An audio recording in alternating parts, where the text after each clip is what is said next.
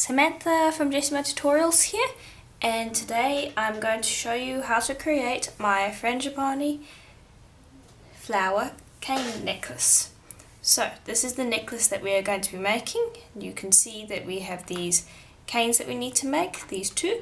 So this is the exact one that we're going to make. So let's start making the cane.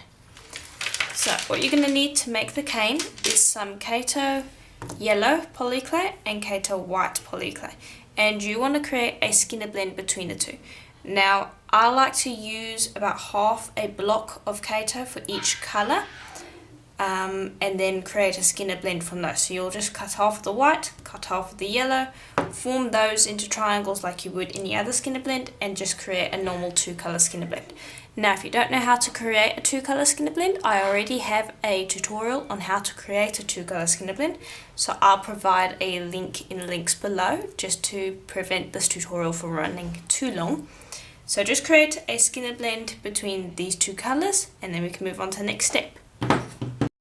Okay, so here it is now that I've finished up the skinner blend. So you can see that we have a nice consistent blend.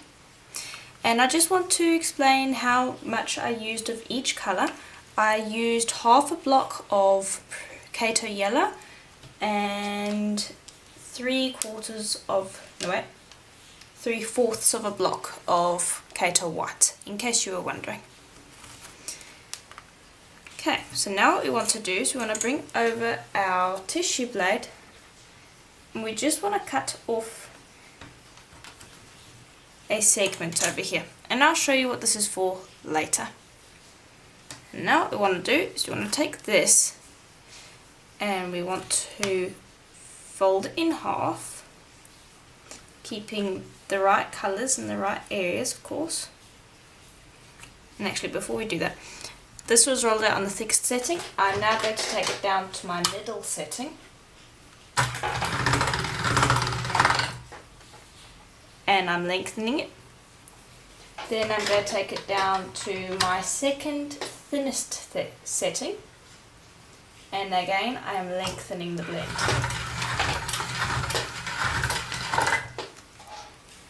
There we go. So we end up with a blend like that. Now we're going to start folding it in half. So we'll grab that, fold that in half, and don't worry, try to keep the colours on colour, if you know what I mean, and squish out air bubbles. I'm just trying to get those air bubbles all into one spot so I can get rid of them. And don't worry about smushing the colours together, because we're going to try and get the veins that you would naturally get in a flower.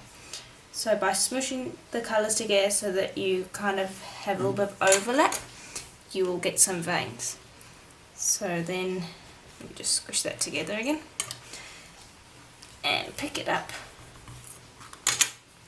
fold it in half again and smush flat, and then we'll fold in half again, just like that, just squishing these sides. And you want to squish in this top part as well, and the bottom part, and we're going to add some more white later on, so in all we'll probably use up an entire block of Kato white.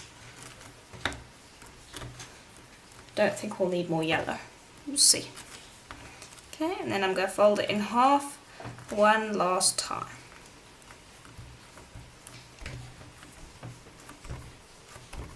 Okay, just like that. Then what we're going to do is we're going to bring over our roller, and now by doing this, instead of creating a traditional skinner blend plug, is we're going to be creating unevenness in the block. So if I were to cut it in half for you, which I'll do in a minute, you'll see that we actually have created veins. So I'm just going to roll this down a little bit more so that I can cut it in half again. Don't worry about air bubbles, we'll get rid of those in a little while. There we are. Roll it flat. You don't want pieces like that. And just snip an area if you see an air bubble. And then we're going to cut that in half.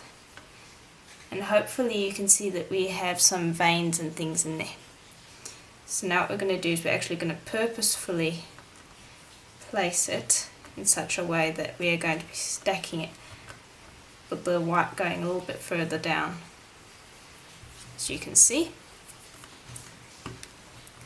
And then we're going to, I'm just trying to keep the tile clean. Then we're going to squish up those ends to shorten this up so that we can cut it in half again, because we want lots of tiny fine lines, kind of like you would get in an ikat cane, but we don't want it to be as strong as it is in an ikat cane. So now I'm going to roll that out so that I can roll it through on the thickest setting of my pasta machine. Oops, sorry. Okay, so now what I'm going to do is I'm going to roll it through a pasta machine from this end on the thickest setting.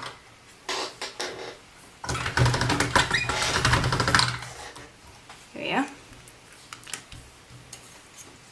And then what I'm going to do is I'm just going to cut it into sections, and you don't even have to get these sections accurate, the right length. You just want to cut out sections and then kind of step ladder them. So I hope you can see what I mean there.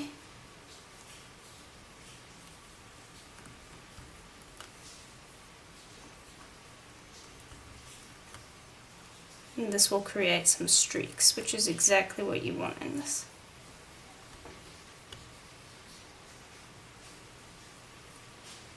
Okay, so I will lift that up. You can't actually see it now. So you want to squish in these ends again. And this part's important because you want it to be completely and utterly random, really. Because the flower, although it does have an element of geometry to it, you do want to keep some areas random, otherwise it doesn't look natural and the flower itself will look fake. So you don't want the petals to all be the exact same size, you want them all to be roughly the same size, but you don't want to spend ages getting them the exact same shape, because naturally a flower's petals won't be all the exact same shape. So I'm just going to flatten this out so I can stack it one last time, and then we can move on to creating the actual cane pot. There we are. Now cut that in half. Hopefully you can see that there's some slight streaking.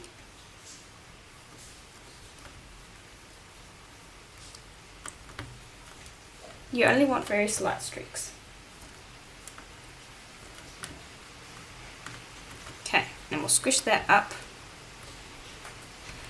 into a cane, and then I'm going to bring over that other piece that I showed you earlier. And what we want to do is we want to bring, I want to lengthen this out, so I'm just going to squish this up a bit more. Okay, and then we want the white part over here, so we have a really light vein going up here.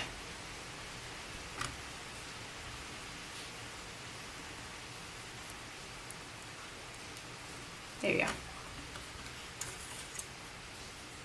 And just trim off that part. So now we have a really light vein coming up here. Okay, so I've trimmed it to size. Now I'm just going to lengthen it out because I want this to be on the middle setting of my pasta machine.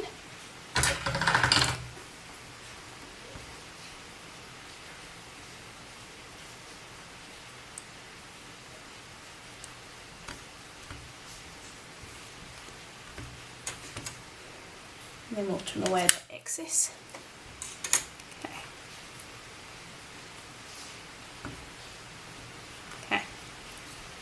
and that part's quite important. Okay, so now what we want to do is we want to actually reduce this down into a square shape, or a rough square at least. And if you're wondering what that noise is in the background, it's rain.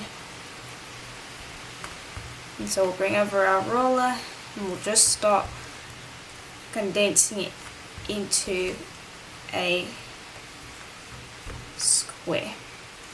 And I don't want too much distortion, so I'm just going to squish that down.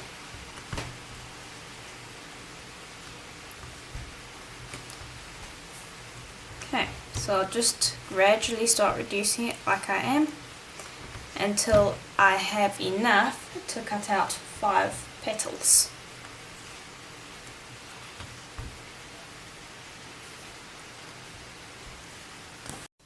Okay, so I've reduced it down and cut off the waste ends.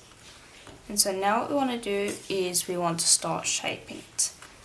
But just before you start shaping it, make sure to check your block to try and get it as even as possible. You want your petals all to be around about the same size.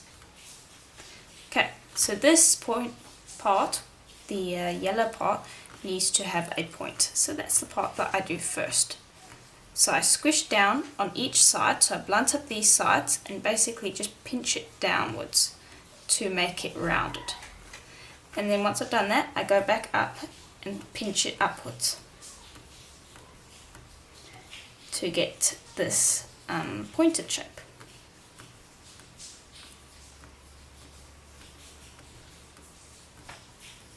Okay, and just make sure that that pointed shape is nice and sharp.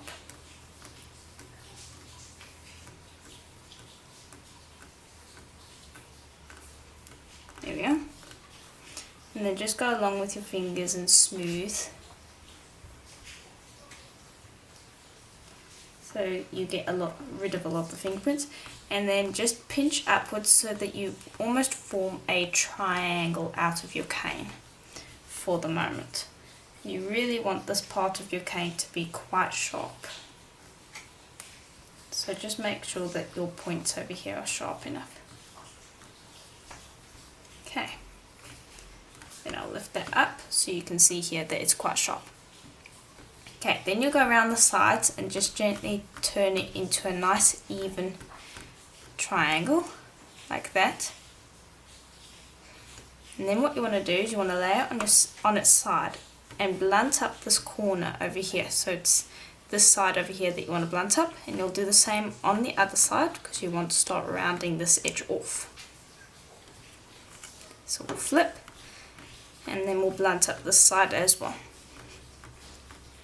And I'm just basically pushing down the corner to do that. So you can see we've rounded it out quite a bit. Okay, so now we've got the basic shape. So then smooth out your fingerprints,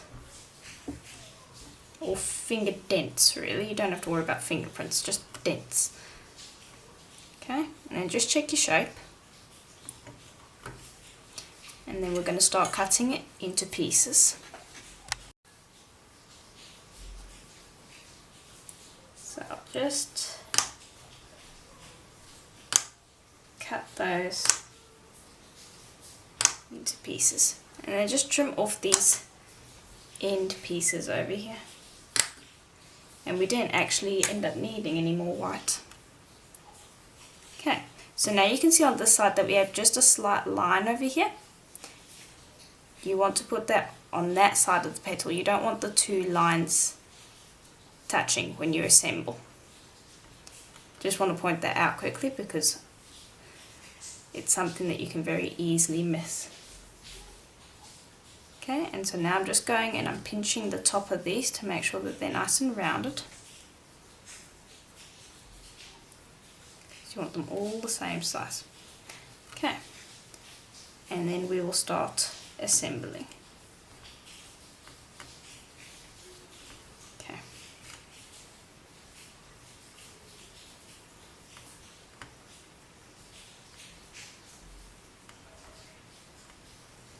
And I like sticking them to my tile. I don't want to stick them together at the moment because we need to pack it with translucent still. And because we have 5 petals, they're not all going to be sitting nice and pretty next to each other.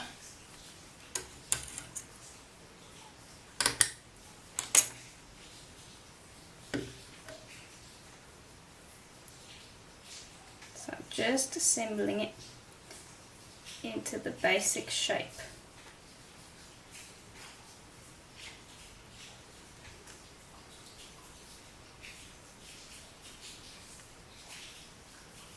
Okay. There we are.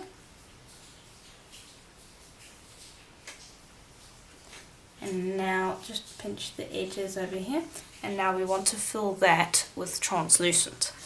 So I'm going to be using a log of this Primo translucent, and we want to pinch it into the shape so that it can fit between these leaves or petals. So I'll just move that off to the side, and we want to start pinching the top here. Let me just pop this somewhere where you can see it so that you can see what I'm going for. So I want to fill this section over here. So I'm going to try and match that triangle. Now this is a bit of a guessing game, and so you have to kind of practice at it. Okay, so the point needs to be really sharp because you want to fill in the shape as accurately as possible, because then you get less distortion. Okay, so we've got a nice sharp shape, and I can check if it fits or not. So there's no real rules here, it's just basically however your shape, whatever your shape is, you want to fit it. Okay, then I want to curl over these ends because I want them to wrap over this petal, so they need to be kind of rounded.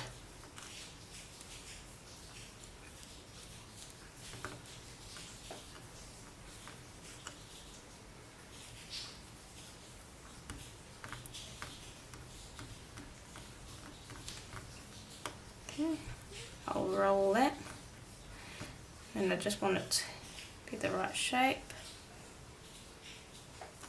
So I need to roll this over quite a bit more. And this side too. So it's going to take a bit of fiddling, so sorry if this part of the video is a bit slow, but that's basically what it takes. You have to go slowly, slowly, slowly. Make sure that you do it right until you're happy that it fits. So I think I've got that pretty close. I'm just going to chop off these ends and get it to the right length. It should be about the right length.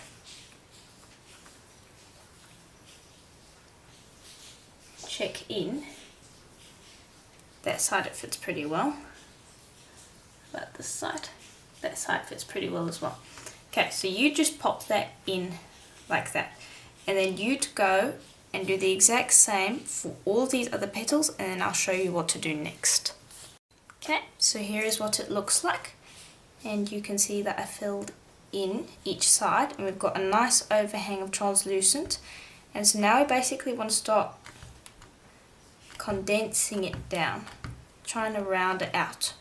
And just do this with your fingers at first. Try to bring the translucent over to meet the other piece of translucent on the other side.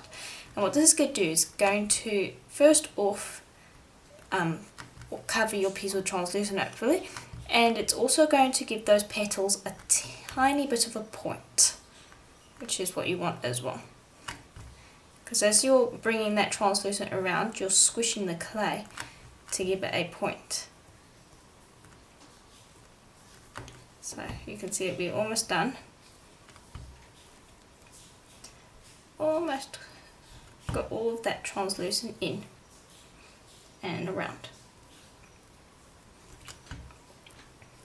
And if you do have some areas, which you might, that don't have the translucent meet up, I'll show you how to fix that in just a second. So I'll fix that now actually. I'll bring over another piece of translucent. We'll just roll that in my hands. Squish that together.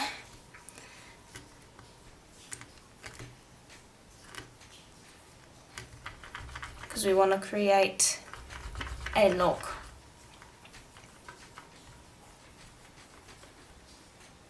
To fit there. And then we're just going to gently pat that down. Trim up.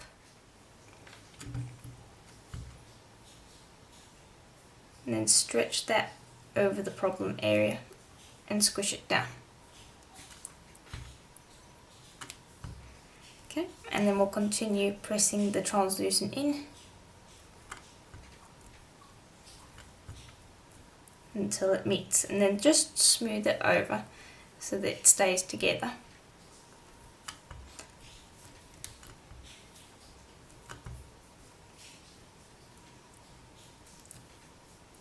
I'm using Primo translucent because its translucent is much better than the Kato translucent. It's much clearer. Okay, there we go. That's pretty good. Okay, now you want to gently start rolling and squishing on both ends so that it almost forms a candy cane.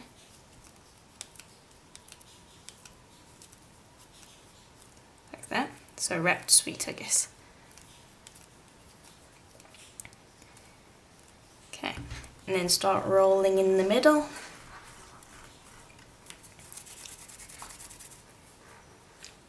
And just squeeze with your hands. And now this clay is quite stiff because Primo is...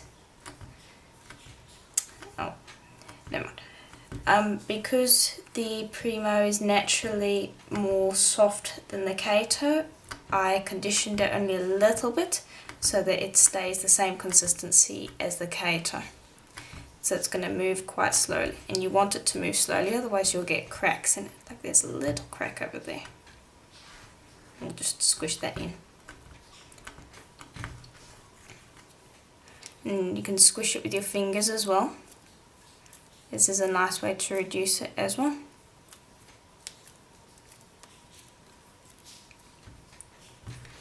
And then roll and so on until you've reduced it down. But I do want to cut off these ends to have a look. So you can see there that we have a pretty good point on each end. We have a little bit of a dud over there. So what I'm going to do is I'm just going to see if I can...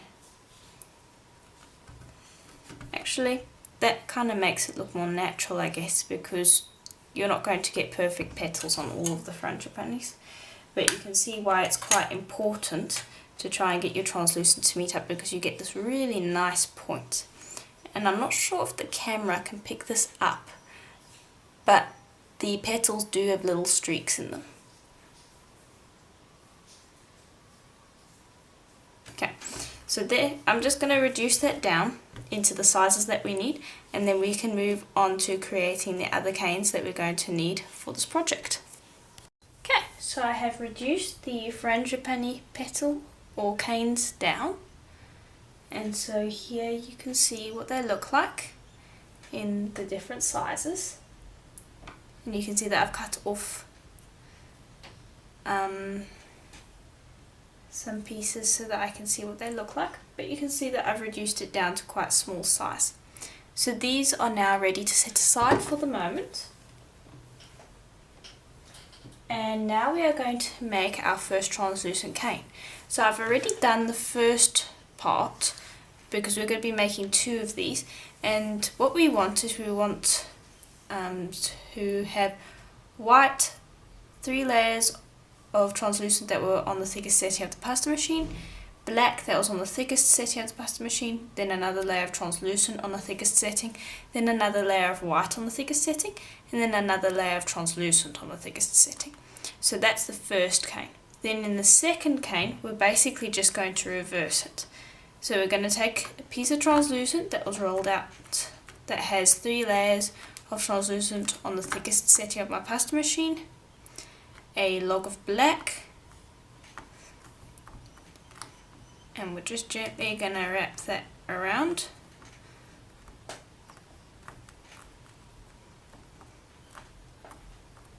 Okay, now just make a mark there where I can cut. And then we'll just squish that into place.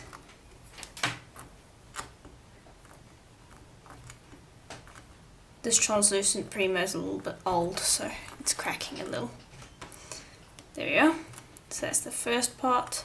Then we want to take a sheet of white that was rolled out in the thickest setting.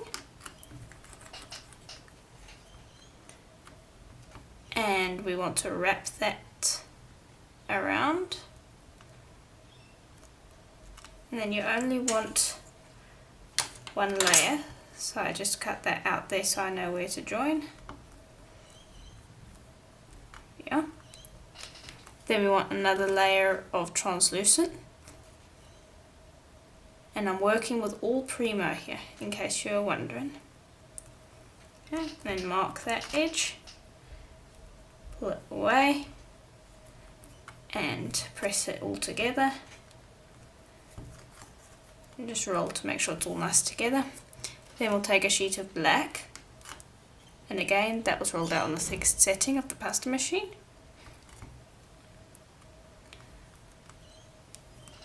And we will wrap that around.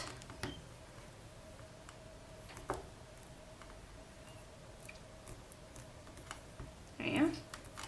And then we want one more layer of translucent. So it does make a large cane, but I think the cane looks really nice. And so I like working with large amounts.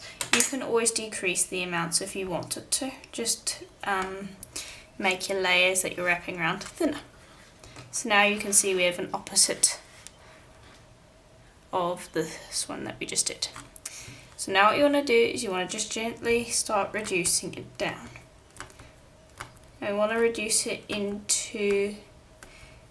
until it has a diameter of about 2 centimeters to 1.5 centimeters. And then we can start assembling our cane. So you want to reduce both of these canes down. And you'll just do it like you did the Frangipani cane. Turn it into kind of a sweet shape, or wrapped sweet shape, and then roll from the middle. And I'll do that, and then I can show you how to assemble the cane. Okay, so I have reduced these down, and so I had to cut them in half so that I could reduce them on tile. So what we'll do now is I'll just put these aside for the moment, and we'll start cutting these into lengths. So first what we want to do is we want to pop them next to each other, like that. And then just chop off these ends so that they are nice and equal. And then I want to cut out equal segments.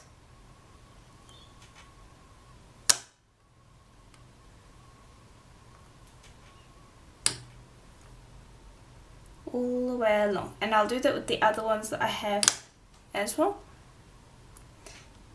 And once I've done that, I'll show you what to do with them. Okay, so now that we've cut them out, we want to arrange them into a cube cane by alternating these. So you're going to go white, black, and then you're going to start stacking on top. And you're going to go black, white, black, white. So that you form a checkerboard, sort of a checkerboard cane, but it's not square and it's kind of completely different, but it's got the same principle behind it. So you'll just stack different colours on top of each other, so that now you have formed a cube shape. So now what I'll do is I'll add another stack.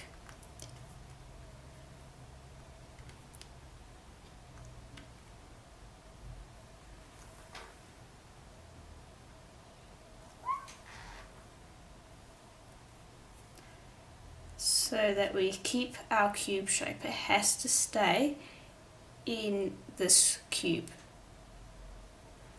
in a square, so that it reduces nicely. And so I'll carry on stacking that until I can't fit anymore. There we are.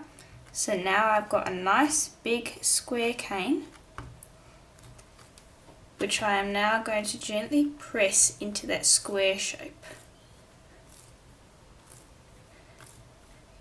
And I'll flip every now and then to help reduce it. And I'm just pressing on it with my palms.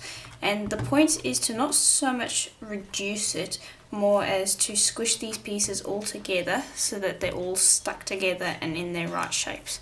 Now as you can see, we have some left, and we'll do something with that in just a little while.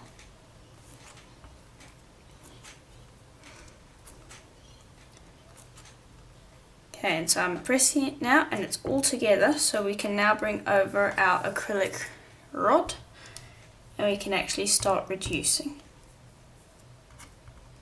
Just like you would any normal square cane. And this is going to look quite nice. I don't want to reduce it too much. I might reduce it down till it is about 3 centimeters by 3 centimeters square. I'm not sure, we'll see. I kind of eyeball these things. There's nothing really official about it. Depending on how much clay you started with, that's going to dictate what size you're going to reduce it to. So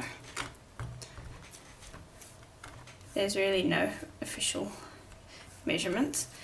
And also, this isn't supposed to look exact, so you can see that kind of all of the pieces are going to get smooshed together, which is going to create this really cool effect.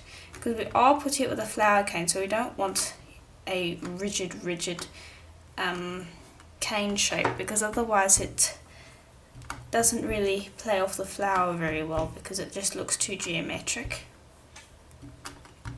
There we go, and so we're almost reduced enough that I can show you what it is going to look like.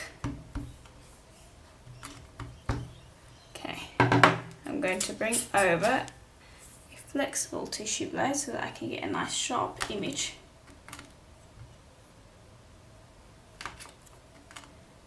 Okay, and I'm just going to slice. Sorry if my head's getting in there. There we are. We just need to get rid of all of that distortion.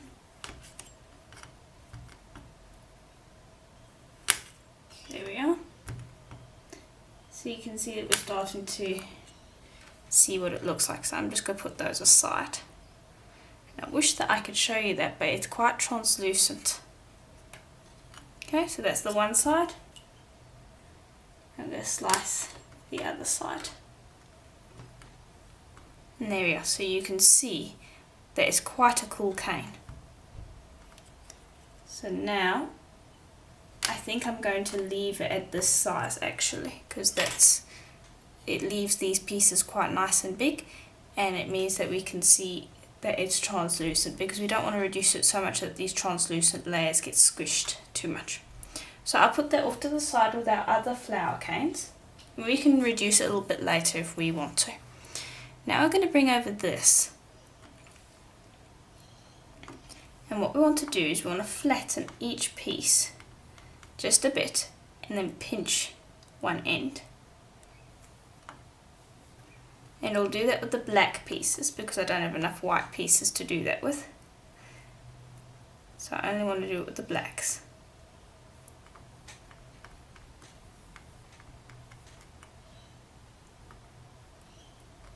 Okay. And you want to flatten them out quite a bit because we want to be putting them together to create petal. And we'll do that with all of these, and I'll show you what it looks like once I've placed all of these pieces on top of each other. So you'll just continue placing them on top of each other so that they start to form something like that. And you can flatten it a bit if you want to. Again, don't worry about being too exact. You don't have to worry about that. I tried to make cane projects where if you accidentally make a mistake, it still looks really nice. Okay, so I'll continue doing that with the other pieces. Okay, so we have finished up putting those pieces together. So I'm just going to squish it all down, and we're going to start forming it into a triangle. And this is going to push all of those pieces together.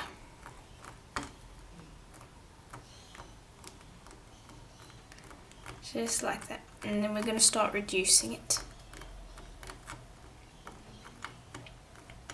And I want to create a flower cane with this. Just chop off this section so I can show you what it looks like. So you can see it looks quite cool.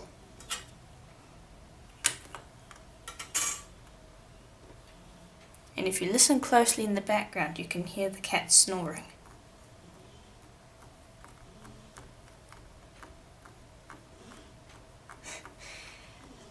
So I want to reduce this down until I can get a flower with about 6 petals, because that's going to look quite nice as a flower.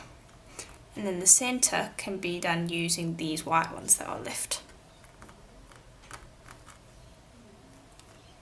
which gives another reason to make this cane fairly large when you do it, because you don't have to just make the cane that I showed at first. You can make any cane you want with it. These round kind of bullseye cane-like canes are very versatile. So I'll just continue reducing this down until I've got a piece that can be cut into 6, and then I can show you how to assemble our flower, and then we can actually get onto assembling our piece.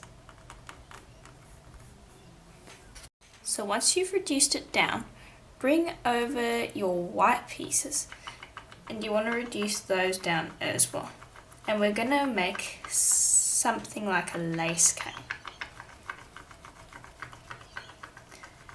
Just reduce those down and just chop off these ends that get distorted.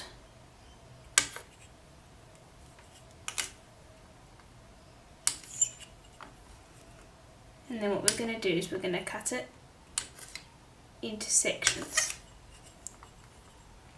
So I'll be able to cut that one into 2 and that one into 3. And then we can pop those all together.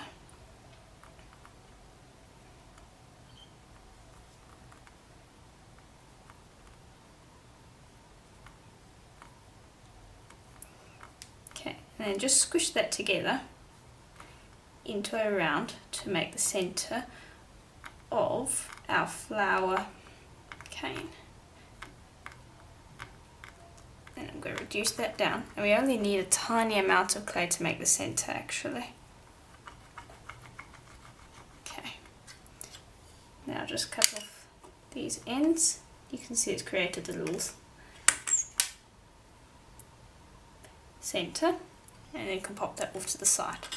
Now we want to move back onto this, and what you want to do first, you want to start by rounding off this top section over here. So you want to round off this section by pressing in the corners, and I do that by laying it on my tile and just pressing on that corner,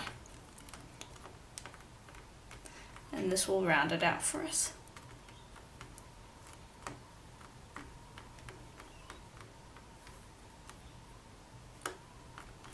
And you want to take some time to make sure that you round out these petals properly.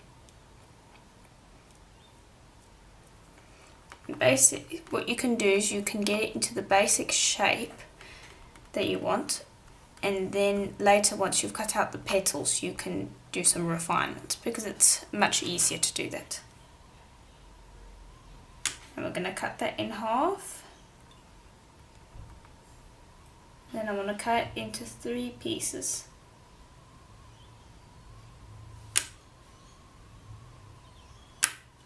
A little bit of distortion on that end. Okay, and we've got 3, and we've got 6 petals. Okay, and so I'm pretty happy with how they're all rounded. Just go and check all of them to make sure you're happy. before you start assembling. Okay, then we'll bring this over, and this actually needs to be reduced down a bit more for it to fit. So I'm just going to cut off a segment and we'll reduce that down. As I said, you only need a tiny amount of clay.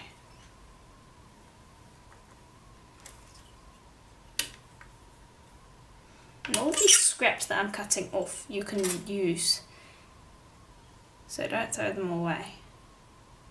Okay. And then we'll pop that there. And actually, before we pop that in, I think we'll assemble half of our cane first, like that, and then I like to lay it on my tile to kind of flatten it out, like that. And that can sometimes make putting the middle in a bit easier.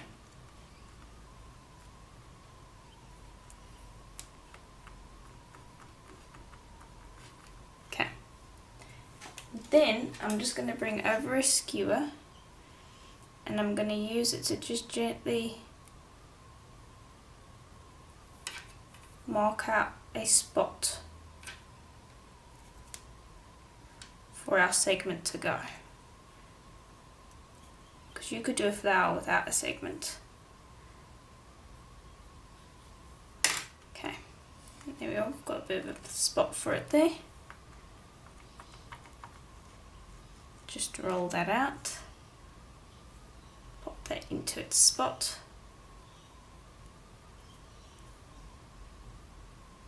And then close those petals around it. And then I'm not going to fill this in, because I want each of these petals to kind of mold into each other. So now I'm going to reduce it down to a size that I want, because this is going to be the cane that we use between the Frangipani cane and the translucent mod cane, I guess is what we'll call it, which is the previous one that we made.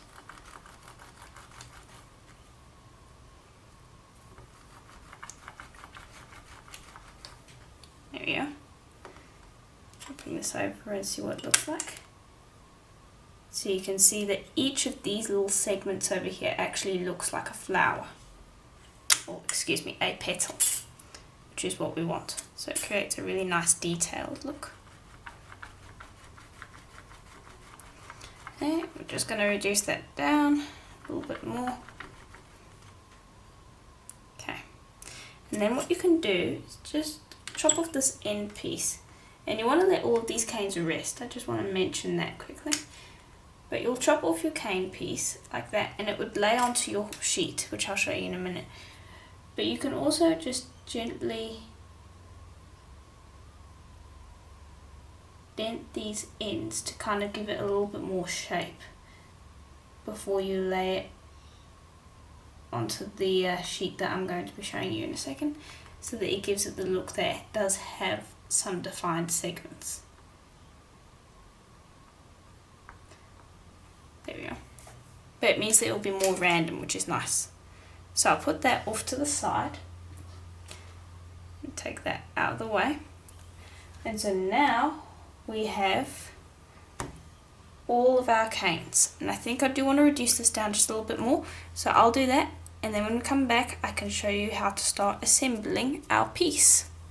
So for the next step we are going to need a sheet of Primo white polymer clay that was rolled out on the thickest setting of our pasta machine, and this is going to be the base. Then we are going to bring over our translucent mod cane, and we're going to bring over our tissue blade and cut thin pieces, and we want to get them as thin as we can, because the thinner they are, the lighter our piece will be. But you do want to get whole pieces. I don't know why I was struggling there. So we'll just separate the pieces out.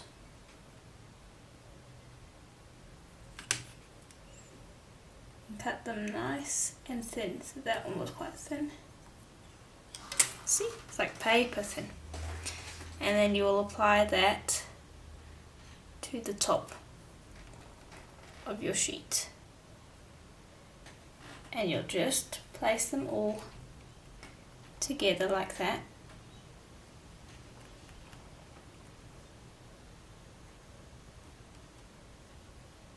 Along the top half. And you'll continue doing that until you're happy. And you can make it as wide or as short as you want. There we are. So I've deliberately made this quite uneven, which will make our layout a little bit more interesting. So then what I'm going to do is I'm going to take our largest Frangipani cane and start cutting out nice thin pieces, and you want them as thin as you can get them. And we're going to start with the largest one and work our way down to the smallest one. So you'll first lay your largest ones around and try to do them in a random sort of fashion if you can.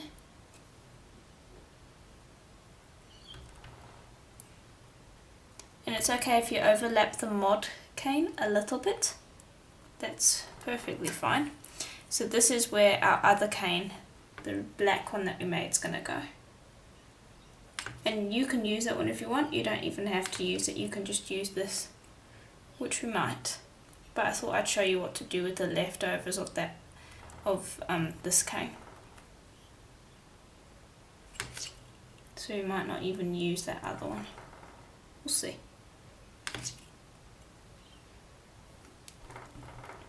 There we are.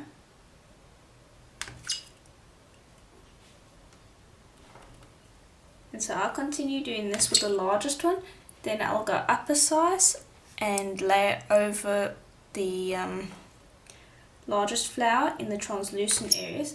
So the areas, these areas over here where we filled in are translucent, so you want to place other flowers over that. So like a good area would be right over here, because that's just going to be plain white light later on. So you want to fill up this area with your large cane and then pop the smaller canes into areas like there. And I'll show you that when it's finished. Okay, so that's what it looks like. Now we want to flatten it out. And so I'll bring over my acrylic rod and gently roll over the surface one way, then another way, and flip back and forth between directions until I've mostly flattened it out.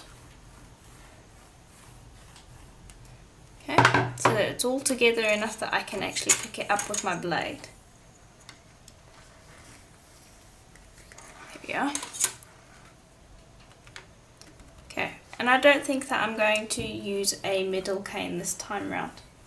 So that cane that we made before you can use in some other project. Or you can put it down the middle if you want. Just pop some slices along this edge if you wanted to. But I think it looks nice the way it is. So now I need to flatten out these seams as much as I can. And that's going to take a little bit of time. So I'm really just rolling against it and getting it all flattened out and nice and even. So I can, if I look at it from the side over this side, I can see if there are seams left. So this is smoothing out quite nicely, but the flowers over here still have quite a few seams. So I need to flatten it out. We're going to be putting resin on this though, so we don't need to worry about seams too much. So if you're putting resin on something, it generally covers up those areas, so you don't have to worry too much about them. Okay, you just want to flatten it out so it's nice and even. Okay, and I'm just going to pick that up off the tile. I just gently want to stretch it this way, because that's the way that I want it to be. I don't want it stretching this way or that way, I want it stretching this way. And so I'll just spend some time flattening it out. And sometimes areas will appear where the white shows up. If that ever happens, just bring over your tissue blade and your smallest flour cane and just chop off a few slices and pop those slices into the problem area. Then bring over your roller and roll those flat, and it will work just fine to tidy up those areas. Just make sure to get rid of the seam. Okay, and so I'll spend a bit of time making sure to get this nice and flat as much as I can, and then we'll cut out some beads. Okay, so the next step is to cut out our beads. So the necklace design that we're going to go for today requires round circle cutters, and these are from my full cutter set, and here are the other 3 large ones that you get in the set. So we're going to start with the 4th one in the set, going down to the smallest. And so I'm just going to position them.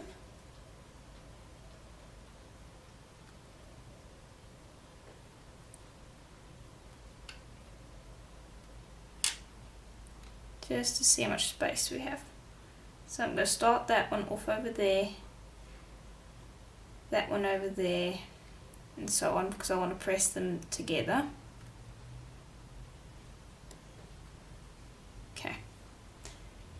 Press that one down. That one goes next. Oops.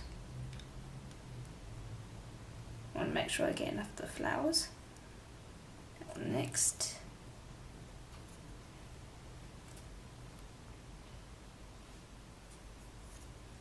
And I'll provide a link to these cutters with the links. Okay, and I'm just going to twist each of them to loosen them up so that the piece of clay doesn't get stuck in the cutter, because sometimes it does do that. Okay, and then what I'm going to do is I'm going to lift this out of the way using my largest tissue blade, and I don't really want to pick up these shapes yet because I don't want them to distort at all. So I'm going to lift this out from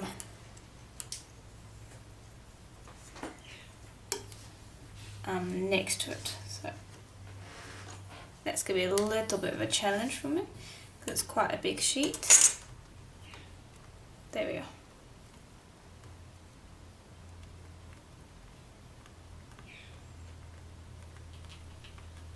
And keep these pieces, you want to try and get up in a whole sheet if you can.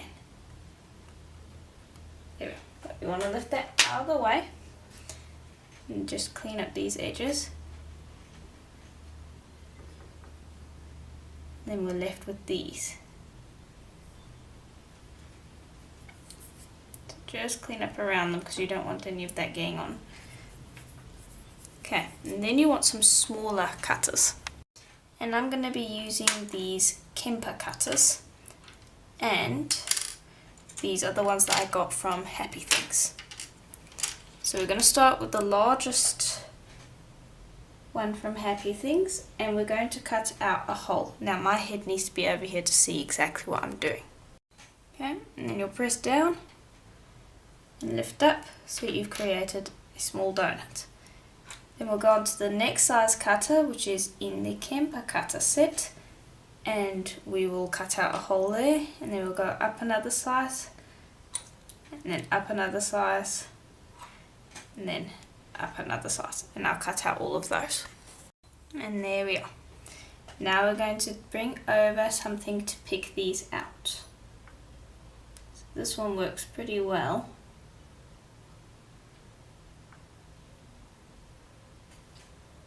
See if we can get it out. Sometimes it's a bit of a struggle, but we really do want these out of the middle.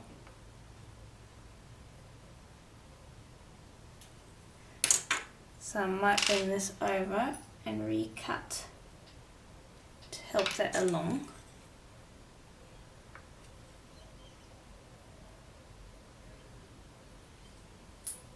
There we are. Okay, and I do that with the other ones because what we want to do is we want to just gently smooth over the surface here. So I'll get those ones out too, like that.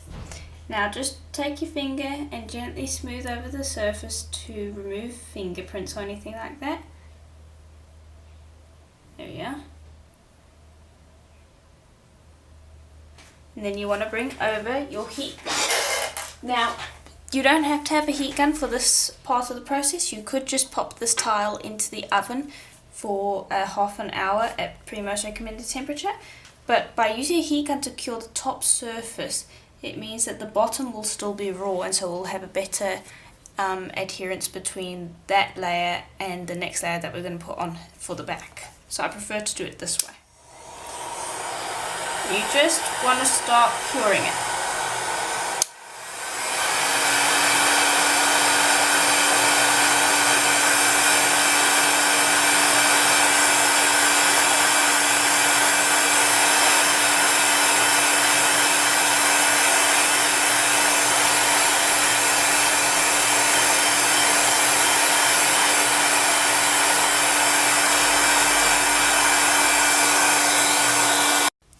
Okay, so now what you want to do to make sure that they're cured enough is gently press on them. And if they're quite firm and they don't smoosh under your finger, so don't press too hard. If they don't smoosh easily under your finger, then it means that it's cured enough. Just don't press too hard, because if you haven't cured it enough and it does smoosh, that won't be so good. So you just want to be able to touch it and tell if it's going to smoosh or not. So then just bring over your blade and gently lift it up, and you can wait till it cools as well. And you can see, if I brush along here, hopefully you can see that this is still raw, which is excellent. What I'm just going to do is I'm just going to roll inside here to get rid of any debris and pop that off to the side, and then do the same for the others. Okay, so now the next step is to apply the backing. And I'm going to be using Pearl White Primer that was rolled out on the middle setting of my pasta machine. And I'm just going to move these out the way, lay this down, and pop that on and smooth it over. Okay, and then I'm going to bring over the cutters that we used. And make sure to twist so it doesn't get stuck again, and that should give you your bead. And then you'll want to do that with the other ones. Smooth them on, make sure that they're stuck pretty well. Take that and rotate so that it doesn't get stuck in the cutter. And you'll do that with your remaining pieces. Once you've finished that, lift away the excess clay, and then you want to cut out these holes. And again, you'll just use your original cutters. If they don't fit, you're going to have to do them with a knife, which can sometimes happen. So just try and cut them out, but if they won't fit, you can always just use a knife. See if that one fits. Okay, we'll have to use the knife on those ones, or we can just use a really sharp pick, which actually smears the clay around the edge, which is quite nice.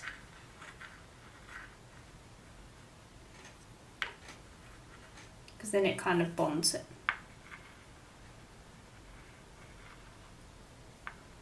And then if you can, get it to lift out, and then just smear the remaining clay around the edge.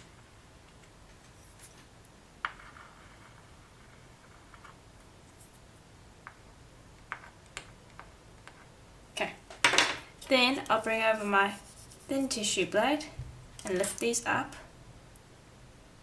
First thing you want to do is poke that out. Then you want to push this up against your bead and get it to stick properly. Okay, and then smooth so that you smooth away a seam. And we're going to have to smear these edges, of course.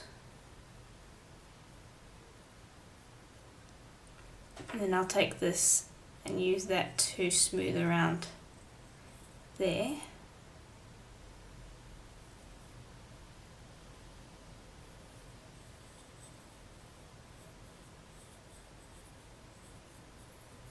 There we go. And then I'm just taking the time to make sure that it's as smooth and nice as possible. Okay.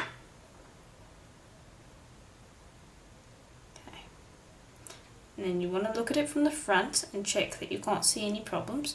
Then put that off to the side. We'll attend to fingerprints afterwards. Bring this over again. Poke that out. And repeat the process. Okay, so we have finished popping the backs on. So now I want to texture them. And you can see that I have chosen this nice scrapbooking paper so that I can texture the backs. So you can see that it gives quite a nice texture. So I'll lay that down and press that into the paper, and then I'll flip it and press from the back. Don't want to press too hard because remember that front piece isn't completely baked, it's very brittle.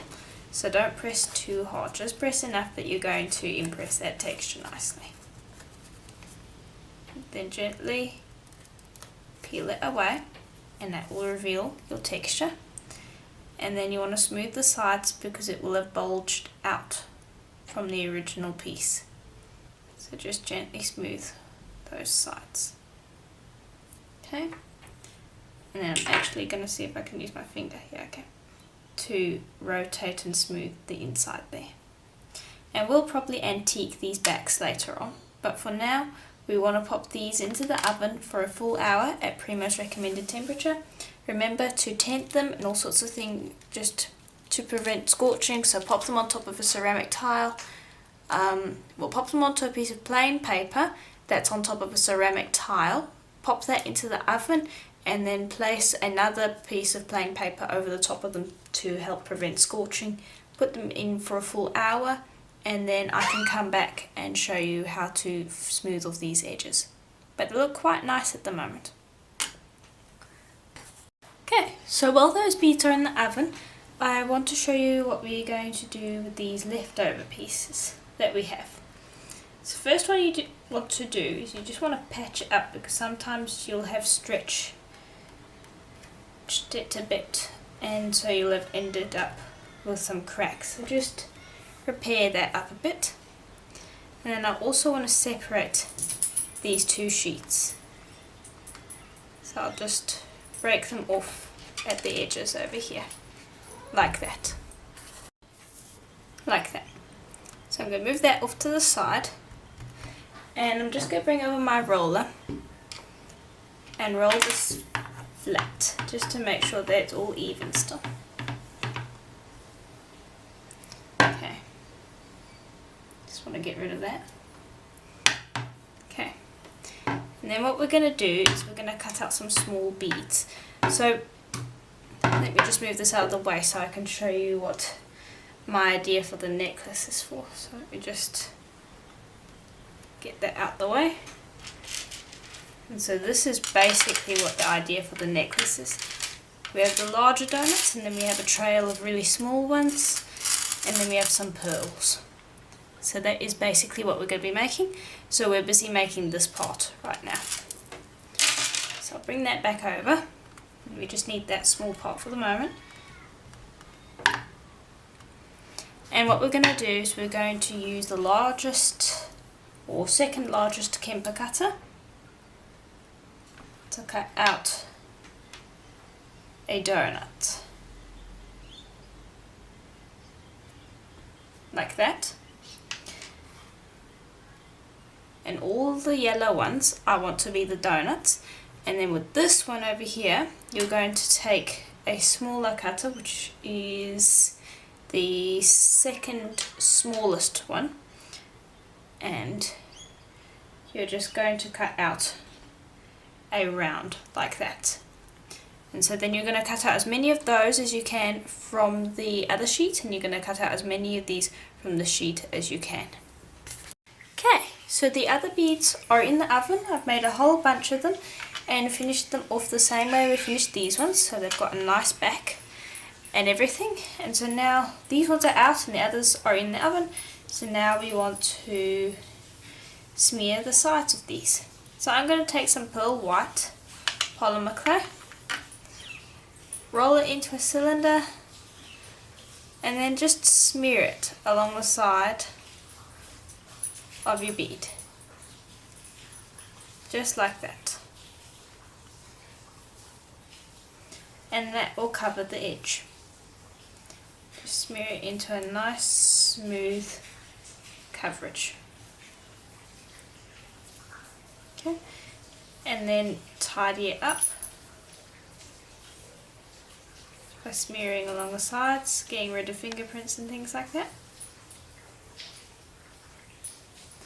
And we'll do this with all of the beads, including the ones that are in the oven. And the ones with holes, you also want to try and smear the inside of them. So I'll pop a piece in there and smear along the inside. Now this can be a little tricky, but if you can do it, that's best. If you can't, don't worry, because generally the ones where you can't are too small for you to actually see any problems anyway.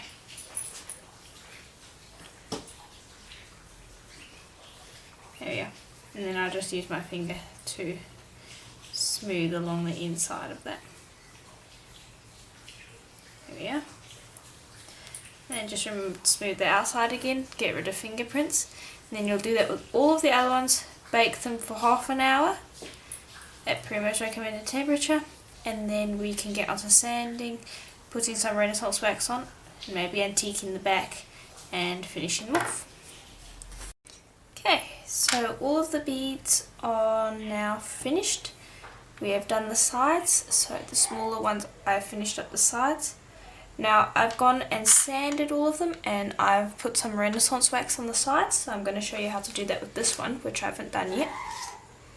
And what we're going to do is we're going to bring over polishing papers, and this is 400 grit, and you're going to give the front a good sand,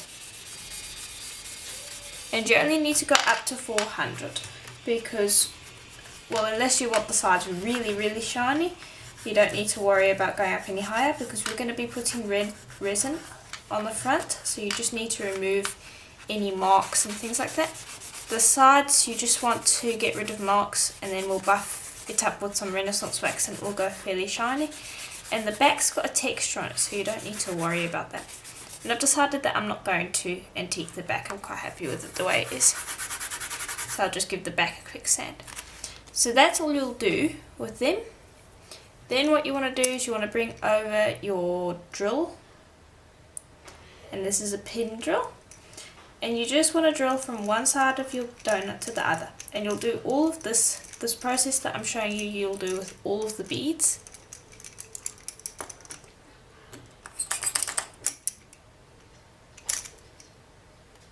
There you go, and you'll just drill straight through. And then the next step will be to pop some Renaissance wax on. So let me just get where that hole is and finish drilling. There we go. Pop straight through. And then just clean out that hole. Get rid of that excess. And there we are.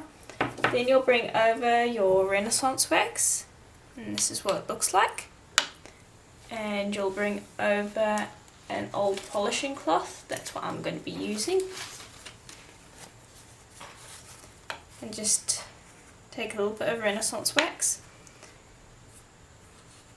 and brush that along the sides and back. Don't touch the front because you're going to be putting resin on that, so you don't want that to be touched with the Renaissance wax, otherwise you're going to have trouble. So once you've got that on, just buff it up. And that will buff it up quite nicely.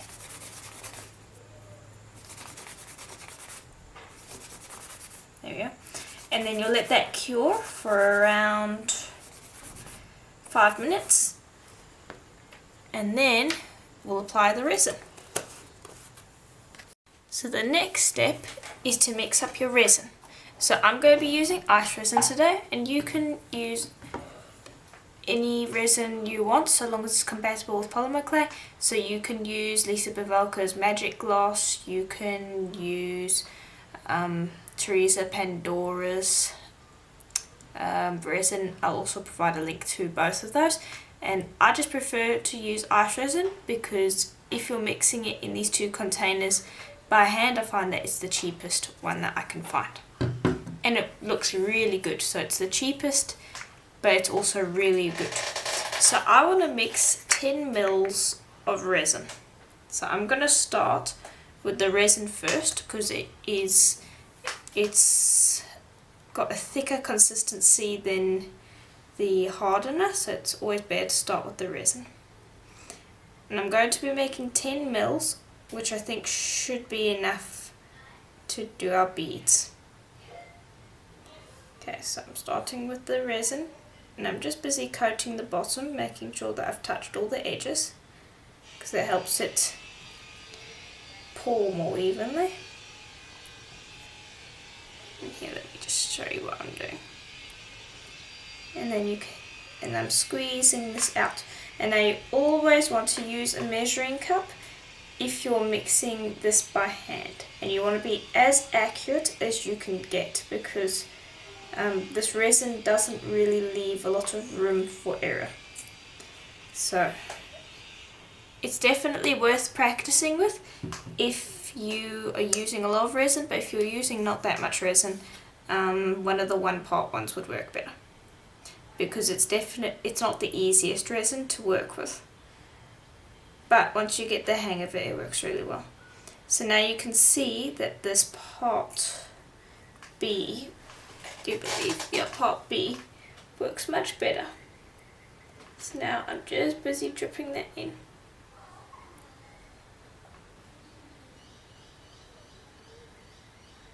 Okay. Then I'll close that up and move that out the way.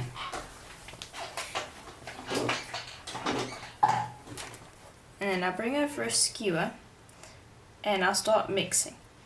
And you really want to mix this thoroughly. You don't want any streaks or anything. Of all of the things that cause your resin not to cure, I find that the most common is the fact that you just didn't mix it properly. So take 3 to 5 minutes to mix it because really this resin has a really long working time, so you don't have to worry about it curing on you. So take 5 minutes to mix it properly. It's definitely worth it. So you can see that there's lots of streaks in here. You want it to clear up and then mix for another 30 seconds to a minute after it's cleared up, just to be sure. So I'll continue to do that. Then once you've finished mixing it, you want to let it rest for another 2 minutes or so that the bubbles rise to the surface and you can pop them.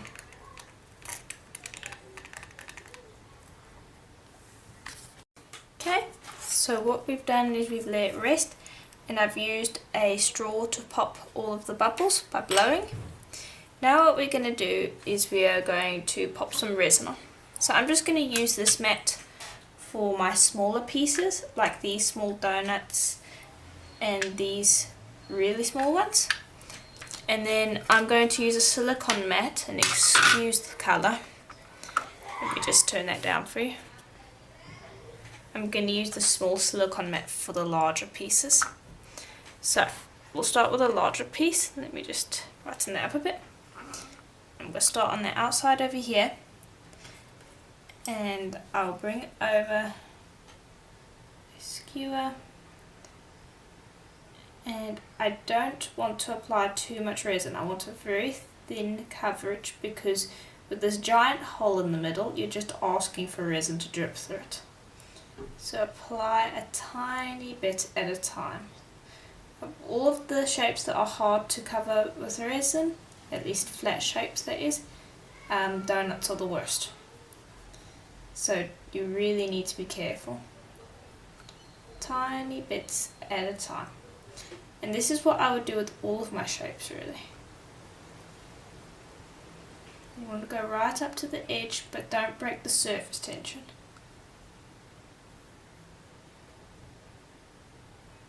And then once you're done covering it, you would let this sit for like 5 minutes and then come and blow and get rid of any air bubbles that you might see.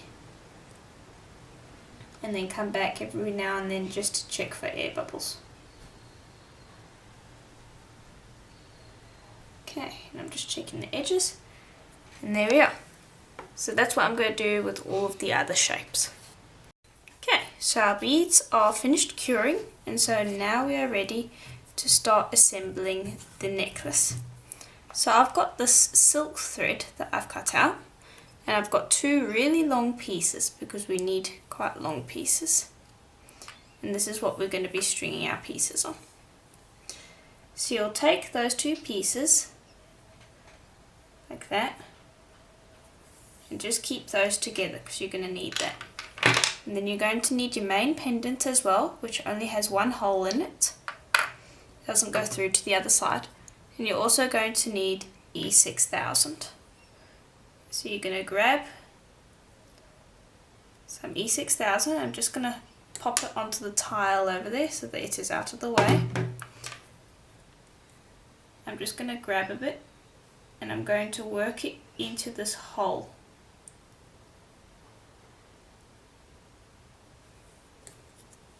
So I want quite a bit in there. Okay. And then you're going to take your 2 silk thread strands as well. And I just want to dip them in the E6000.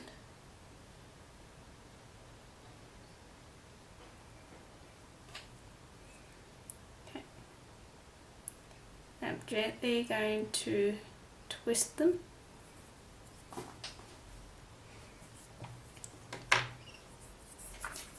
And then we're going to put them into the bead.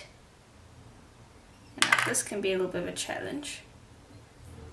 So you want to wait for that E6000 to dry just a little bit. There you go.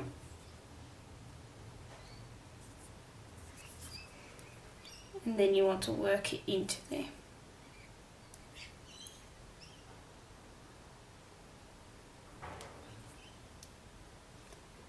And I'm going to use this pin that I have to really get it in there.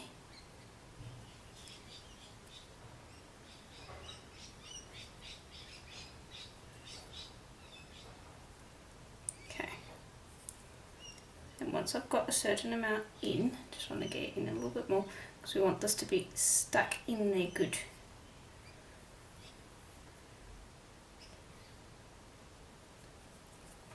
So take your time with this bit.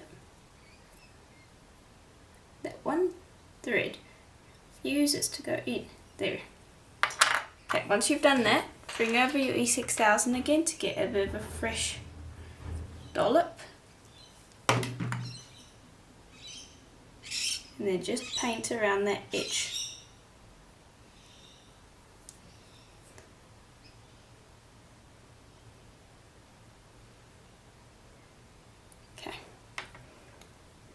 Then I'm going to bring over my craft knife. I'm just going to scrape away the excess. Because you do want it tidy. And I'll also get rid of that bit there. Okay, then you'll go to the other end of your silk thread. And just be careful with that because you don't want it to be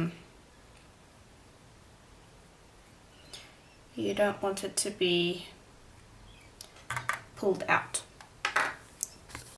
Okay, so I changed my mind. I've decided I only want one silk thread. So all I did was I pulled out the other one.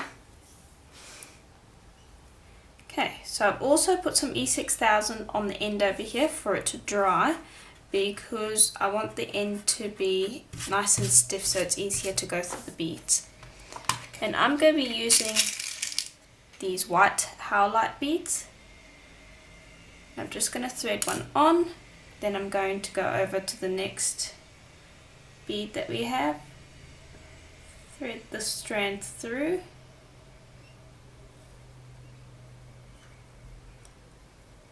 and want to thread it on the other side. And sometimes it's nice to have a plier to do this, to help you thread it through. There we go. Now I want that on the right side, so if I bring this over, you can see that I've got the black on one end and I've got the yellow flower on the other. There we go, like that. So that is how I want to string it. So then I'll string on another spacer and another bead, another spacer and another bead, and so on, and I'll show you what happens next. Okay, so once you have strung these on all properly, you'll bring over your really tiny donuts that you made and you'll string those on. And then you'll basically carry on stringing all of your small donuts until you're finished with all of those, and then you'll move on to the really tiny ones which we made. So you'll move on to these ones after you've strung all of these. Okay, so I've finished stringing this, and so you can see that I went to the nice large donuts, then I strung on all these yellow ones, and then I strung on all the really small ones that we have. And so now you want to just pull that tight, and then you'll bring over a crimp bead. Let me just move that out the way so it's not cluttering this place. Then you'll string on your crimp bead. You want to put it up against this, but don't put right up against it. You want a little bit of space. Okay. Then I'll bring over my crimping pliers and I'll crimp up the first loop. Let me just get that in position. This can be a little tricky. And then I crimp it again. And then I use my flat ones to make sure that it's completely squished, because you want that nice and stuck on there. Okay, then I'm just going to tug against it gently. It's stuck. Then I'm going to bring over a crimp cover.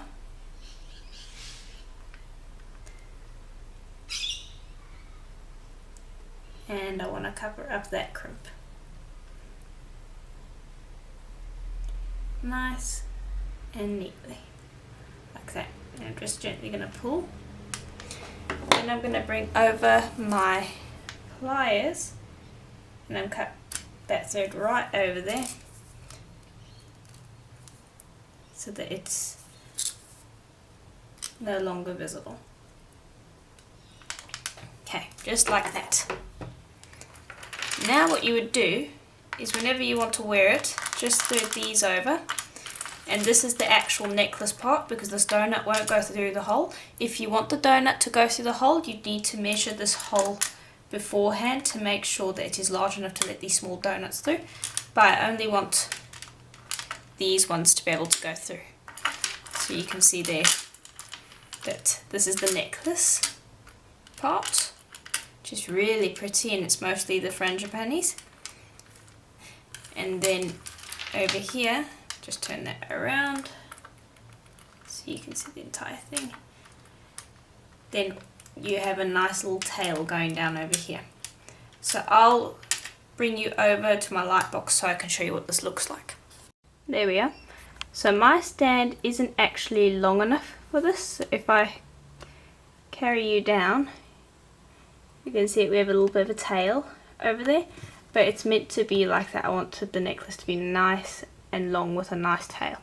And if you want, and this means that you can adjust the length. I mean, this already is quite a nice big neck length, but you can always just bring that donut down a bit and just turn those around. You can always bring it down a bit if you wanted to, like that. So it's an adjustable necklace, and you could also possibly wear it as a bracelet. I guess you could wind it around your wrist if you wanted to. So it's a really nice versatile necklace design, and it's one of my favourite designs. And I just want to bring you in so you can see the detail in the beads. So it looks really nice. I'm quite happy with it. So I do hope that that tutorial was helpful to you, and if it was, please do let me know, as it is always helpful to me. And please do send me photos of what you do using this project, as I always love to see those. And as always, I'll see you in the next tutorial. Bye for now!